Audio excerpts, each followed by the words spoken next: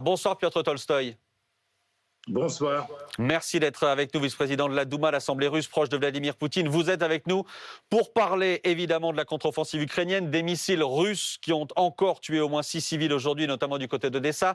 Parler de Poutine avec un témoignage troublant qu'on vous montrera tout à l'heure dans une seconde. À propos de votre président, vous serez interrogé ce soir par Elsa Vidal, que je salue, rédactrice en chef de la rédaction en langue russe de RFI, par Ulysse Gosset, notre éditorialiste. Bonsoir Ulysse.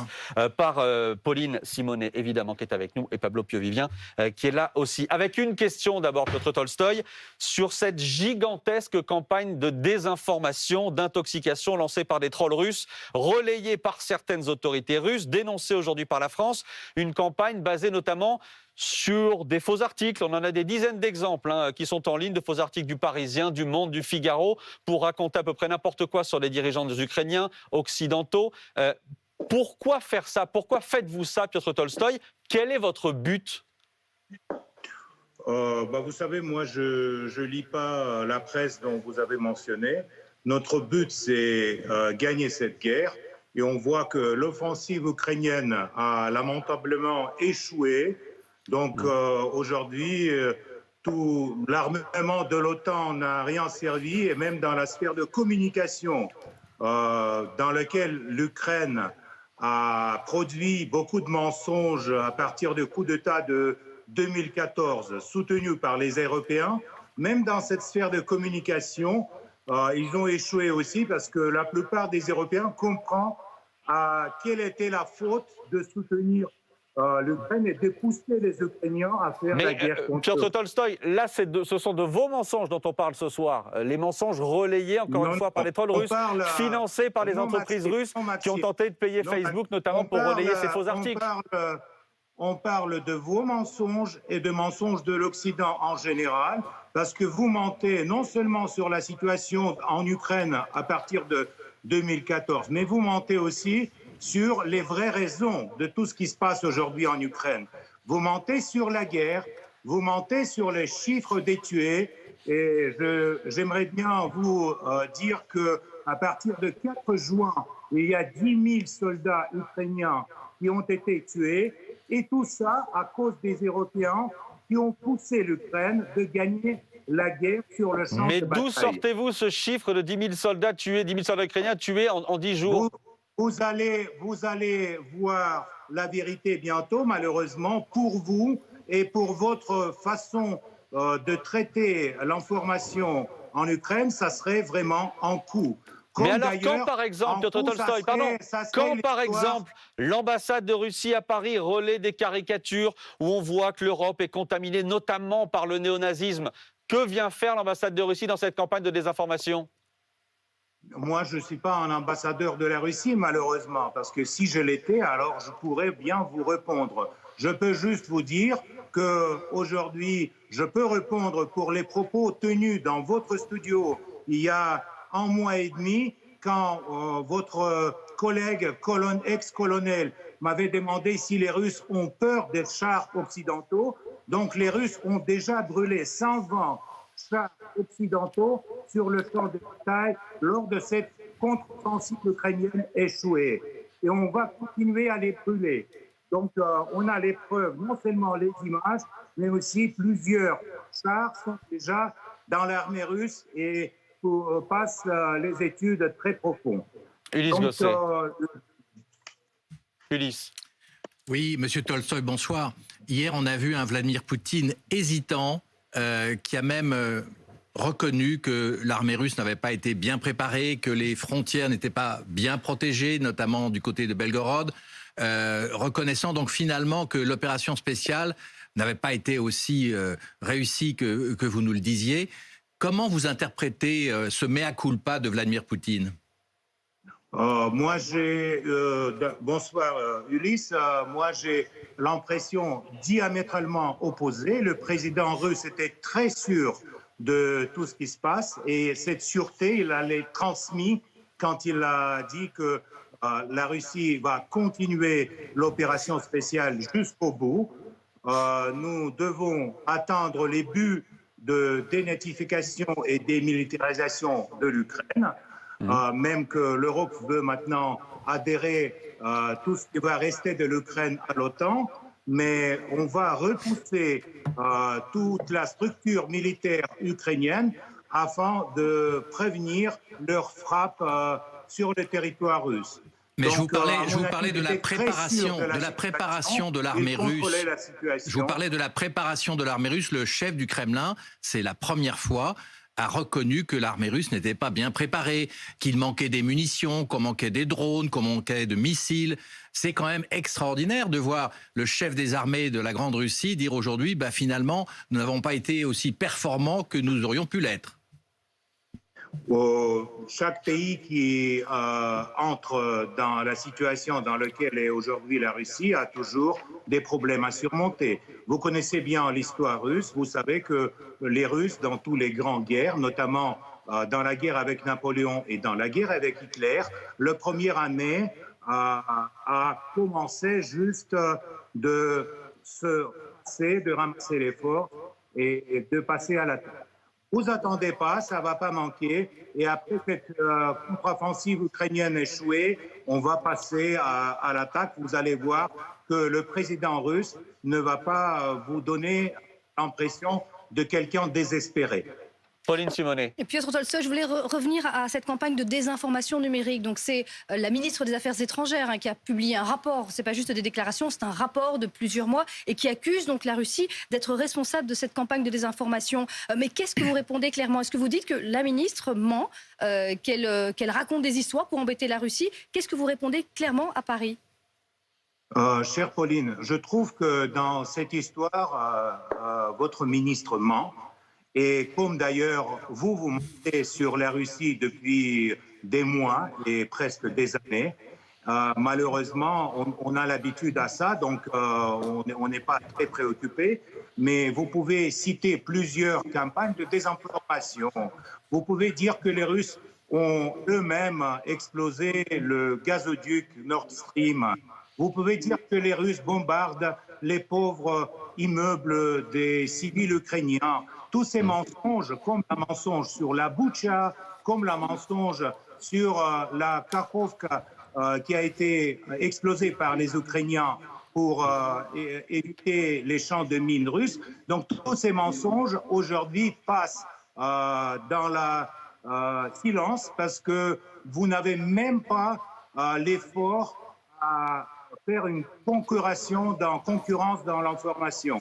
Donc si je comprends bien, si je comprends bien, ce soir, vous menez une guerre dans laquelle vous ne faites rien. Par exemple, les bombardements aujourd'hui du côté d'Odessa, notamment qui font 6 morts, 6 civils tués, avec à nouveau des immeubles civils qui ont été bombardés par des missiles, c'est pas vous non plus.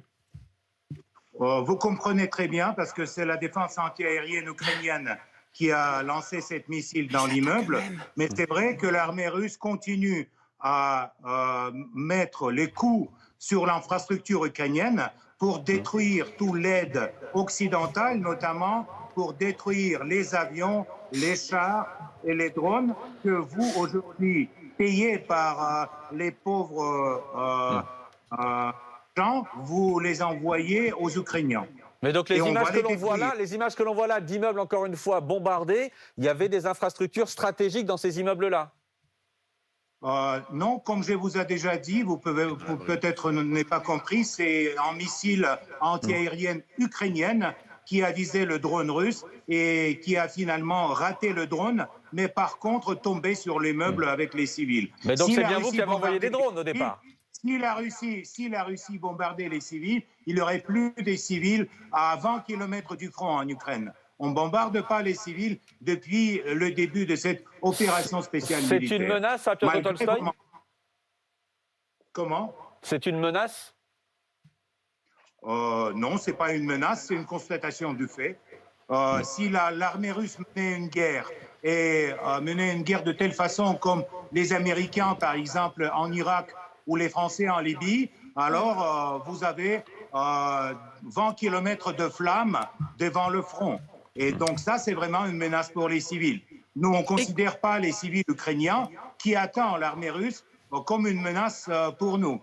Mais par contre, on va continuer à bombarder toute l'infrastructure militaire ukrainienne, notamment comme on a bombardé l'état-major de service spécial ukrainien à Kiev, notamment comme on a bombardé à Odessa les espaces où il y avait des munitions européennes et munitions ukrainiennes. On va continuer à faire ça pour démilitariser l'Ukraine et pour éliminer l'armée ukrainienne. Elsa Vidal. Bonsoir, Piotr Tolstoï. Je reviens sur une des questions posée par Ulysse Gosset. Si on revient à cette déclaration, à cette rencontre de Vladimir Poutine, notamment avec des blogueurs pro-guerre beaucoup plus radicaux que nombre pour l'instant, de politiciens russes, on a eu du mal à comprendre quels étaient les objectifs de la guerre, puisque Vladimir Poutine a dit qu'ils évoluaient en fonction de la situation. Donc, à l'heure d'aujourd'hui, quels sont-ils ces objectifs ? Elsa, je suis désolé, c'est un secret militaire. Je vous entends mal. C'est un secret militaire? C'est un secret militaire, Elsa, je peux pas vous dire. Alors, vous dites un secret, il y a quand même un terme que vous avez employé tout à l'heure, c'est à nouveau dénazifier. Vous avez toujours ça en tête. Combien de nazis arrêtés depuis le début de la guerre par l'armée russe? Ils sont où, ces nazis arrêtés? On pose la question depuis 1 an et demi, on ne les voit pas. Écoutez, si vous voulez le voir, vous pouvez venir à Donbass. Il y a la Cour qui examine aujourd'hui une affaire sur des 120 nazis qui ont été à Mariupol et on va continuer à le faire. On va continuer à arrêter les nazis. On va attendre la fin de guerre pour faire un procès très ouvert. Je vous invite, venez et voir. Et vous allez arrêter Dmitri Oudkine, celui qui a un insigne SS tatoué sur le cou, à la vue et au su de tout le monde? Je ne comprends pas votre question. De qui vous parlez? Je parle d'un néo-nazi notoire russe qui travaille pour Wagner et qui a été reçu au Kremlin, même à la table de Vladimir Poutine, et dont on ne peut pas douter de l'affiliation néo-nazie puisqu'il a un SS tatoué sur le cou. Qu'est-ce que vous allez faire pour les néo-nazis russes, en fait? Vous allez vous auto-bombarder? Écoutez, Elsa, moi, je n'ai pas des connaissances si profondes des tatous des soldats de Wagner. Je peux dire que les soldats de Wagner, c'est des meilleurs soldats aujourd'hui dans l'armée russe. Et donc, ils vont continuer à attaquer l'armée ukrainienne jusqu'à la frontière polonaise. Si ça vous convient comme réponse, moi, je ne suis pas spécialiste en tatous. Moi non plus, je ne suis pas spécialiste. En fait, on a des vidéos qui sont diffusées aussi dans l'espace russe. Et puis, on a connaissance de néo-nazis en Russie et de néo-nazis dans presque tous les pays européens du continent. Donc, la question, c'est est-ce que vous allez bombarder tous les pays européens? Est-ce que vous allez bombarder les néo-nazis russes aussi? Mais non, les néo-nazis russes ne vous intéressent pas visiblement. Oui, j'ai compris. À mon avis, si vous voulez que je vous réponde à cette question, il faut commencer dès le début. Ça serait peut-être un peu long, mais si vous me permettez, alors je vous explique. La cause de tout ce qui se passe, ce n'est pas les tatous. Ça, c'est clair. Pardon, j'ai un témoignage pour vous, Piotr Tolstoï. J'ai un témoignage simplement sur ce sujet-là. Andrei, il a 46 ans, interrogé dans le Figaro de ce matin. C'est un Russe qui habite à la frontière avec l'Ukraine. Qu'est-ce qu'on reçoit, nous, de cette opération spéciale? C'est ce qu'il dit. Des territoires sans défense et des gens qui vivent dans la peur. Et tout ça pour quoi? Pour dénazifier en face, pour l'interrogation. J'allais encore régulièrement à Kharkiv en bus il y a quelques années. Je n'y ai jamais vu un seul nazi. C'est un Russe, c'est un citoyen russe qui parle, qui se demande pourquoi est-ce que lui n'a jamais vu de nazi du côté ukrainien et pourquoi est-ce qu'il se retrouve en danger aujourd'hui côté russe. Bien sûr, il n'a pas vu les nazis dans la partie est ukrainienne parce que en fait, c'est les Russes qui habitent. Il y a 20 millions de Russes qui habitent en Ukraine. On va les libérer. Et donc, ce qui concerne les témoignages dans certains Andrei, il faut juste regarder la télé ukrainienne avec tout leur culte de Bandera et de Choukevitch, avec leurs démonstrations nocturnes et les symboles de Una Unso. Et donc, pour moi, c'est très clair. Mais ce n'est pas la guerre avec les nazis. C'est la guerre pour la sécurité de la Russie qui a été ignorée à partir de 2014, à partir de coup d'État. Et donc, vous allez voir, on va gagner. Est-ce que vous venez de révéler un secret militaire, Piotr Tolstoï? Oui, Elsa, j'ai dit qu'il faut juste attendre la fin de la réponse. Pour revenir à l'offensive ukrainienne, Pour l'instant, tout va très très bien parce que les Ukrainiens, ils s'en foutent des armements occidentaux, ils le laissent juste avant la première ligne de défense russe. Par contre, vous, les Occidentaux, vous en foutez des soldats ukrainiens. Vous êtes obligé d'être vulgaire. Vous savez, vous avez étudié la langue française, Piotr. Vous savez que foutre, c'est pas très poli. Vous êtes en train d'étudier les tatous nazis, à mon avis. Oui, c'est comme ça que vous savez, c'est comme ça que vous identifiez les Ukrainiens nationalistes ou pseudo-nazis. Donc, je vous retourne la question. J'ai une autre question, en fait. Quand on s'est parlé la dernière fois à la télé, vous m'avez menacé. C'était quand je vous avais un petit peu régulièrement posé la question des études de votre fille aux États-Unis. Vous n'aviez pas tellement aimé ça. Vous-même, vous avez fait vos études à l'étranger. Vous pouvez nous dire quel est le poids de votre parole, étant donné que vous étiez très gêné par cette question et que vous vous êtes publiquement excusé à la télévision russe il y a quelques jours. Pourquoi vous avez dû vous excuser le 31 mai dans l'émission Vie et Destin? Ça a été dit avec beaucoup d'ironie. Malheureusement, les gens qui ne comprennent pas l'ironie, ils ne peuvent pas aller très loin dans leur analyse. Mais ça, je suis fier que ma fille a fait un stage de 2 semaines aux États-Unis. Et par contre, la connaissance du français qui nous permet de communiquer aujourd'hui, c'est grâce au fait que j'ai travaillé pour les médias français. Oui, vous êtes un fixeur qui a bien réussi, oui, on le sait. Ouais. Ulysse Gosset. Un point sur l'essentiel du moment, c'est-à-dire la contre-offensive ukrainienne. Hier, Poutine a dit les pertes ukrainiennes sont considérables. Il a parlé de 360 blindés, de 160 chars détruits. Or, les Ukrainiens continuent à progresser. Ils ont pris maintenant plus de 100 km, 160 km en quelques jours. Les troupes russes semblent à l'arrêt. Quel est aujourd'hui votre bilan Poutine a dit la contre-offensive a démarré le 4 juin. Nous sommes le 14 juin. En 10 jours, où en est-on? Et question finalement, vous pensez que cette guerre va durer combien d'années, Monsieur Tolstoï? Monsieur Gosset, le bilan de l'offensive ukrainienne qui a échoué, c'est qu'ils ont perdu déjà 20% de l'aide occidentale, de l'aide de l'OTAN, que vous l'avez envoyé pour l'argent des habitants de l'Europe occidentale. Ils ont perdu plus de 10 000 soldats ukrainiens qui sont morts. Et c'est aussi parce que M. Borrell a dit qu'il faut gagner sur le champ de bataille. Qu'est-ce que je peux vous dire encore? Je peux dire qu'on va continuer à envoyer les missiles dans les centres de commandement et les arsenaux à l'intérieur des territoires ukrainiens. Ça, on va le faire pour les détruire. La défense antiaérienne ukrainienne, dont le résultat, vous avez vu notamment de l'Odessa aujourd'hui, a été détruite par les missiles hypersoniques russes, notamment 3 complexes patriotes américains à Kiev qui ont été brûlés par une missile hypersonique dès leur installation. Voilà, donc à mon avis, c'est un désastre historique. Alors, la contre-offensive, Monsieur Tolstoï, Monsieur le député... Monsieur le député, oui. Vous parlez d'un désastre, mais oui. La contre-offensive ne fait que commencer et on sait aujourd'hui que les forces ukrainiennes n'ont engagé qu'une petite partie de leurs effectifs. On parle de 3 brigades sur les 9 qui sont aujourd'hui prêtes à l'attaque.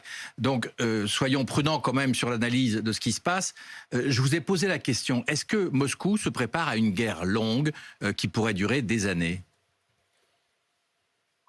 Moscou se prépare à une guerre, à une opération spéciale militaire, jusqu'à le résultat. Si le résultat sera la négociation, tant mieux. Si le résultat sera notre arrivée à la frontière polonaise, tant mieux encore.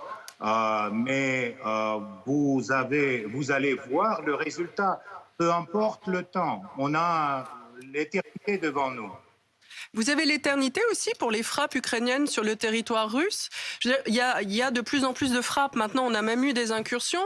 Je pense que le problème auquel Ulysse faisait aussi référence tout à l'heure, qui a été reconnu par Vladimir Poutine, c'est que la frontière russe, soi-disant inviolable, elle a été enfoncée à plusieurs reprises et les troupes n'ont pas réussi à renvoyer chez eux ces groupes d'intervention. Aujourd'hui, on a même des députés à la Douma qui proposent de pouvoir envoyer les gens placés en détention préventive ou en prison directement sur le front. Comment vous allez faire pour défendre le territoire russe ? On n'a pas besoin de réagir à des tentatives de faire bouger nos forces armées du front pour protéger la frontière à Belgorod. À Belgorod, il y en a assez des militaires. Et donc, contrairement à ce que vous dites, tous les groupes de terroristes qui ont entré sur le sol russe ont été chassés et tués. Donc, pour l'instant, il n'y a aucune preuve, il n'y a aucun fondement pour l'analyse que vous faites. Par contre, pour commenter les propos de Ulysse Gosset sur le 100 km² libérés par les Ukrainiens, donc il faut que vous compreniez que c'est 100 km² de zone grise sur le front de 1000 km de longitude.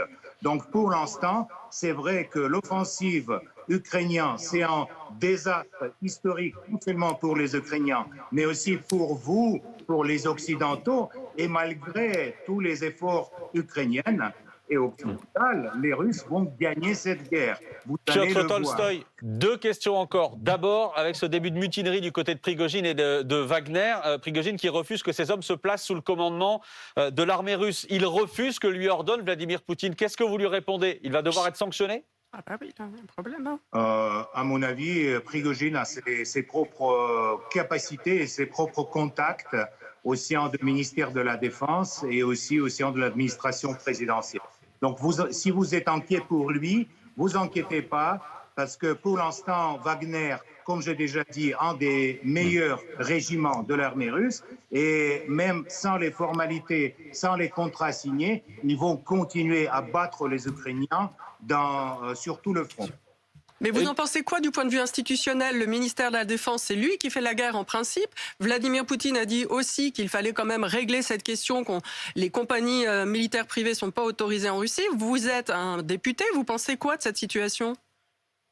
Je pense de cette situation qu'avant qu'on gagne la guerre, il ne faut pas mener les discussions à l'intérieur de ceux qui sont sur le front.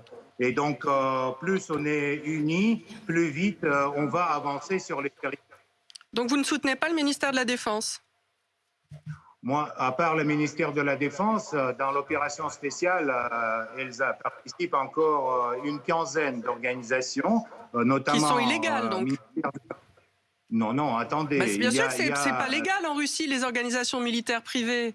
Vous le savez bien. Les organisations comme la Garde nationale, comme le service de sécurité, mais ça, c'est une institution officielle. Comme ministère pour les situations d'urgence, qui a liquidé les conséquences des frappes ukrainiennes sur Kakhovka et donc inondation de Dniepr provoquée par les forces ukrainiennes.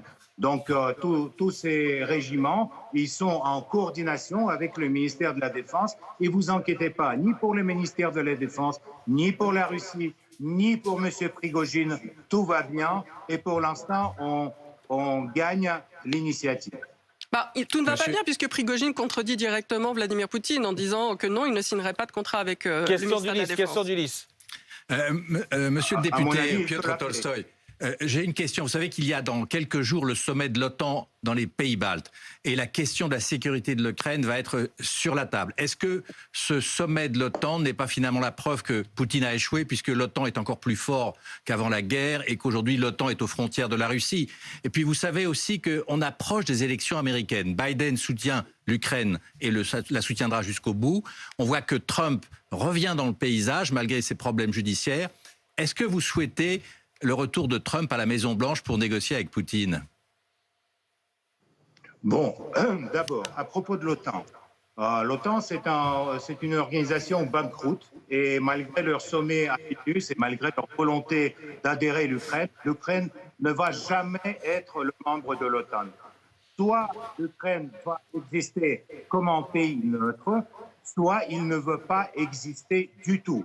Ça, c'est une très claire position russe sur la question d'élargissement de l'OTAN.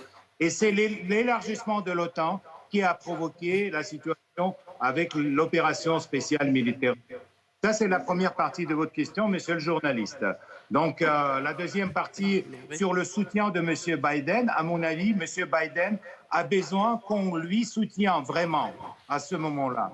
Surtout, il tombe un jour sur deux. Donc, ni le retour de Trump, ni le soutien de M. Biden n'arrêtent pas la Russie de cesser l'opération pour assurer sa sécurité nationale. On s'en fout de M. Trump, de la Maison-Blanche, du sommet de Vilnius. On va continuer à attendre la contre-offensive ukrainienne et quand il sera fini, on va passer à l'offensive, nous. Et donc, à ce moment-là, on verra bien. Dernière question, Pablo Piovivien. Dernière question pour le Tolstoï. Oui, bonjour Monsieur Tolstoï. Si vous êtes là ce soir et que vous répondez à nos questions, c'est que l'image de la Russie par-delà vos frontières vous importe. J'aimerais vous citer les mots du romancier essayiste Mikhail Shishkin, qui était interviewé aujourd'hui dans Le Monde, qui est exilé en Suisse depuis 1995, et il dit « La Russie est devenue un pays d'assassins.